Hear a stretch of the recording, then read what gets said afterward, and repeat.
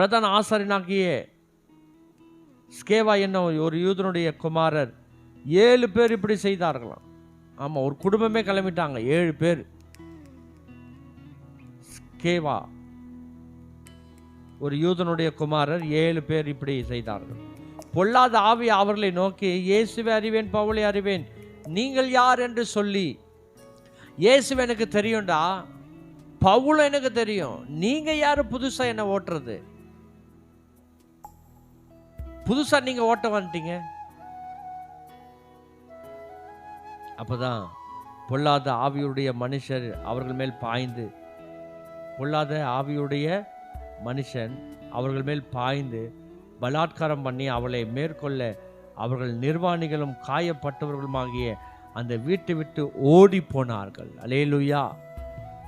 எல்லாரும் பிசாசு ஓட்ட முடியாது, எல்லா காரியங்களும் பண்ணிட முடியாது. கர்த்தர் பிசாசை ஓட்டுகிறதுக்கு ஒரு வல்லமை, ஒரு கிருபை, ஒரு பரிசுத்தம், அது செயல்படணும்.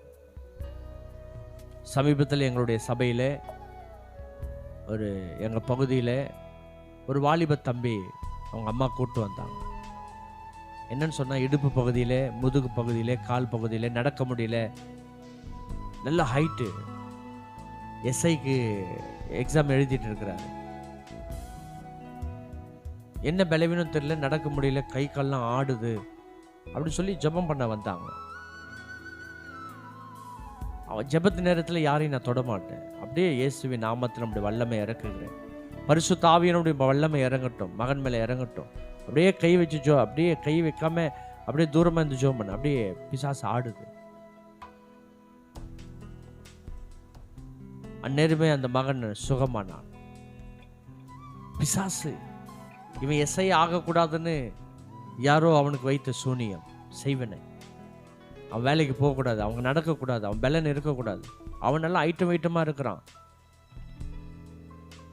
பிசாசு நமக்குள்ள இருக்கிற தேவ வல்லமை பிசாசுக்கு தெரியும், நம்முடைய வீக்னஸ் பிசாசுக்கு தெரியும், நம்முடைய பலவீனம் பிசாசுக்கு தெரியும், அதே போல நம்முடைய வல்லமையும் பிசாசுக்கு தெரியும்.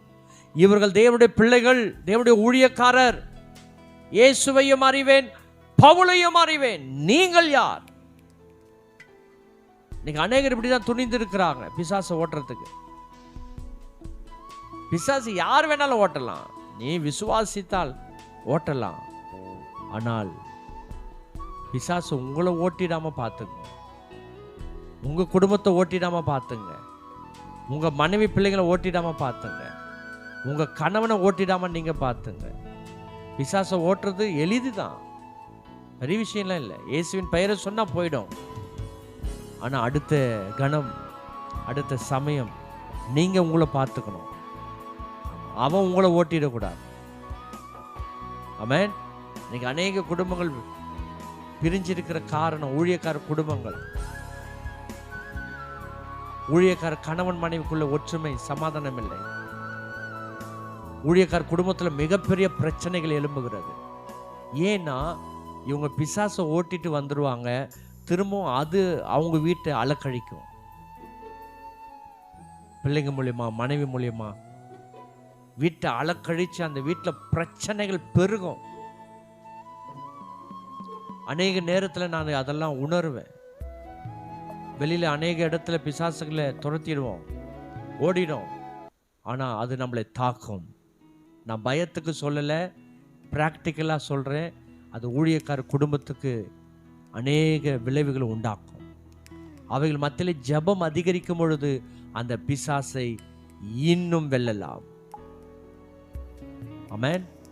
இது உண்மையாக அதை அனுபவித்த ஊழியக்காரர்களுக்கு தெரியும், மற்றபடி மற்றவங்களுக்கு தெரியாது. இதெல்லாம் சீக்ரெட், அனுபவிக்கிறவங்களுக்கு தான் தெரியும். பிரியமான தேவ பிள்ளைகளே, ஆண்டவர் நமக்கு கிருபையும் வல்லமையும் கொடுத்திருக்கிறார். பொல்லாத ஆவி அவர்களை நோக்கி, இயேசுவை அறிவேன், பவுலை அறிவேன், பொல்லாத ஆவியுடைய மனுஷர்கள் அவர்கள் மேல் பாய்ந்து பலாத்காரம் பண்ணி அவர்களை மேற்கொள்ள அவர்களை நிர்வாணிகளும் காயப்பட்டவர்களும் அந்த வீட்டை விட்டு ஓடி போனார்கள். இது எபேசுவில் குடியிருந்த யூதர்கள், கிரேக்கர்கள் அனைவருக்கும் தெரிய வந்தபோது அவர்கள் எல்லாரும் பயமடைந்தார்கள். கர்த்தராகிய இயேசுவின் நாமம் மகிமைப்பட்டது. ஆமென்.